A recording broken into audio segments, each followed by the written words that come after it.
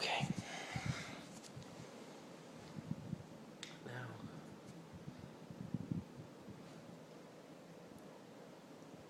there's so many answers to the world that are left unknown still. Now, of course, everybody can say, yes, there's a God, and He created everything. He created all the life around us. He created the moon, He created the sun, the stars, etc. And that's a really easy answer. It's a very easy answer to say.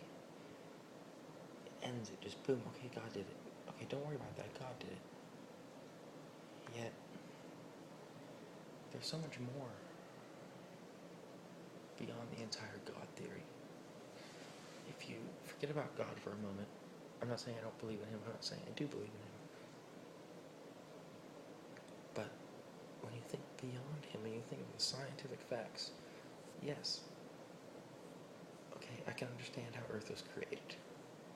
Okay, they've basically proven how Earth was created. And, I mean, I guess I'll explain that. You have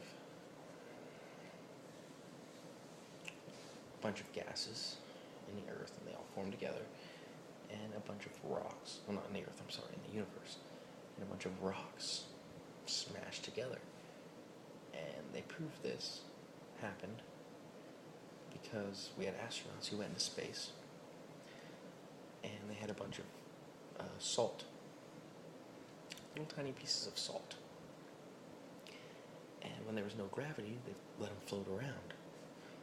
And over a short period of time, all of the salts started forming together. They clumped. You see, they clumped together, and they all formed a big round ball.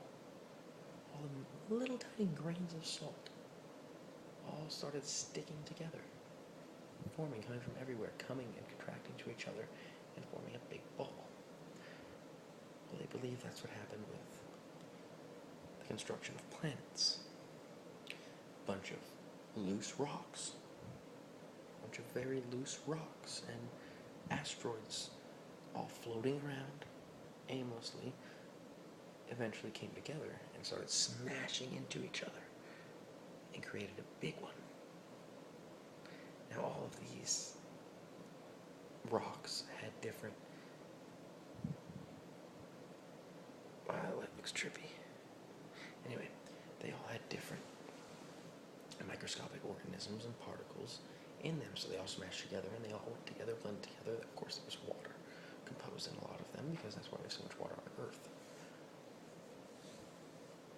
Anyway, and then, life was created over millions of years from different particles and microscopic organisms forming together. Okay, we can understand that. I watched, a big long thing on it. And anyway, but if you think beyond that, like how did that first rock get there?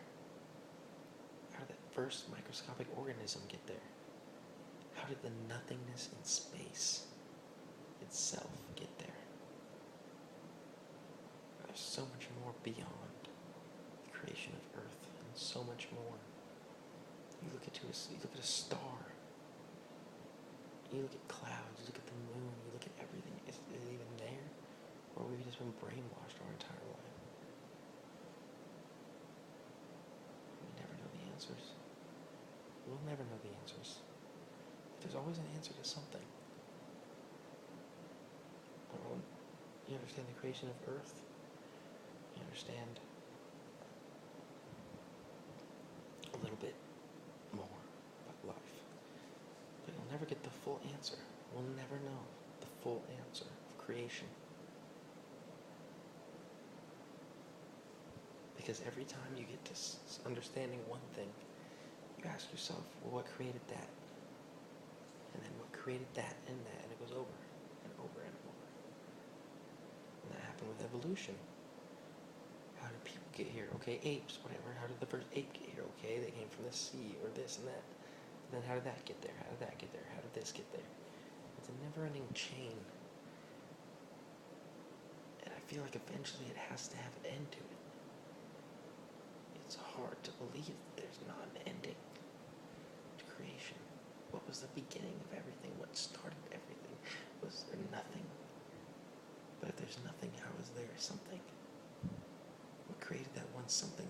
caused the chain reaction to create everything.